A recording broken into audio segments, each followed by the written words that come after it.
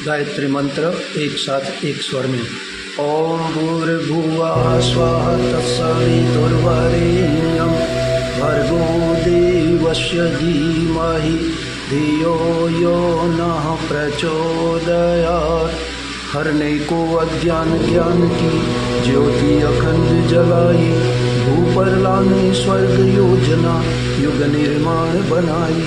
ज्ञान यज्ञ के लिए समर्पित जिनका जीवन सारा, उन श्री सद्गुरु श्री राम चरण में विनम्र प्रणाम हमारा।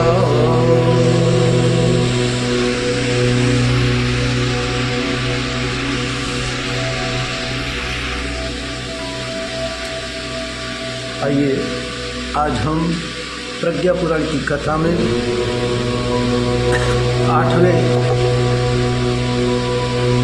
भाग में प्रवेश करते हैं। इनमें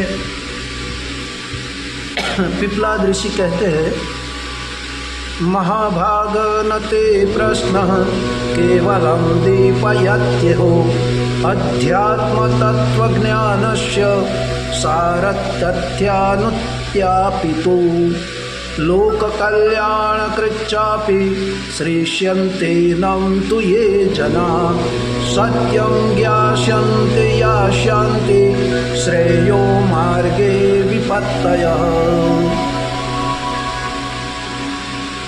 हे ऋषियों, आपने जो प्रश्न पूछा है वो केवल आध्यात्म तत्वज्ञान के सार तथ्यों पर प्रकाश तो डालता ही है, लेकिन लोक कल्याणकारी भी है। इसमें शंका समाधान को सुनेंगे, वे सभी सत्यों को समझेंगे, विपत्ति से बचेंगे। आगे ऋषि कहते हैं, भौतिकी ही सुविधा प्रदान मनुष्येभ्यः प्रभु स्वयं दिव्यानां च विभूतीनां निधिं वपुषि दत्त्वान् किन्तु कार्यमिदं तस्य अधीनं च कृतवान् प्रभु यद्विवेकयुक्तां बुद्धिं स्वतन्त्रतां प्रदर्शयत्। ऋषि कहते हैं, ईश्वर ने मनुष्य को भौतिक सुविधाओं का बाहुल्य प्रदान किया है, भीतर दिव्य विभूतियों का भंडार भर दिया है, पर इतना काम उसे ही सौंपा कि स्वतंत्र विवेक बुद्धि का परिचय दे और साधनों का सदुपयोग या दुरुपयोग करके स्वर्ग या नरक की दिशा में आगे बढ़े या सहभागी थाए। भौतिक सुविधाओं जितनी बढ़ेगी उतना ही हमें कष्ट झेलना पड़ेगा।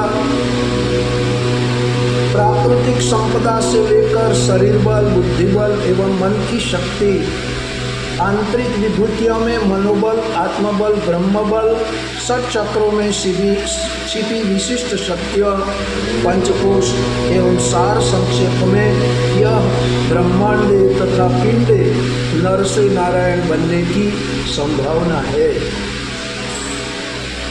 इसीलिए कहा गया है, नर से नारायण बन जाए प्रभु ऐसा ज्ञान हमें देना, प्रभु ऐसा ज्ञान हमें देना, नर से नारायण बन जाए। यहाँ दृष्टांत आता है कि एक बार महाभारत का युद्ध शुरू होने वाला था, तो दुर्योधन और अर्जुन दोनों भगवान कृष्ण के कक्ष में जाते हैं। अर्जुन भगवान के पैरों की ओर खड़ा रहता है और दुर्योधन भगवान के मस्त सिर की ओर खड़ा रहता है। जब भगवान की दृष्टि अर्जुन पर पड़ती है तब भगवान बोलते हैं कि आप दोनों जो मांगने आए हैं वो मांग लो, लेकिन मेरी एक शर्त है।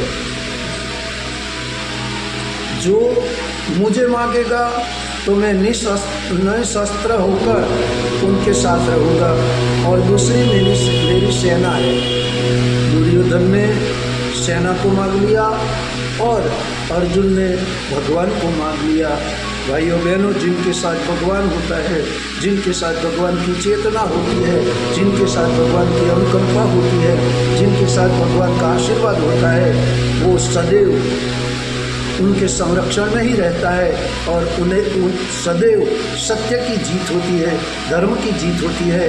और जहाँ अधर्म होता है, अनीति होती है, वहाँ जितनी भी सेना हो, जितने भी बल सैन्य हो, लेकिन वहाँ अधर्म होता है, वहाँ नाश ही होता है, पतन ही होता है और पराजय ही होती है।